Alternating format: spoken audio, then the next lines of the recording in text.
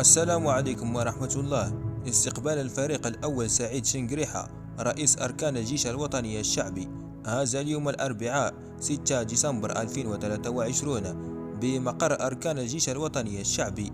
الفريق الأول محمد الغولة رئيس أركان جيش البر للقوات المسلحة التونسية، وذلك على هامش أشغال الجورة 17 للجنة المختلطة الجزائرية التونسية المكلفة بمتابعة ومراقبة تنفيذ التعاون العسكري بين البلدين. خلال هذا اللقاء الذي حضره ضباط ألوية وعمجاء من أركان الجيش الوطني الشعبي، وزارة الدفاع الوطني، وكذلك أعضاء الوفد التونسي، أجرى الطرفان محادثات تناولت حالة التعاون العسكري بين البلدين الشقيقين، كما تبادلا التحاليل ووجهات النظر حول المسائل ذات الاهتمام المشتركة.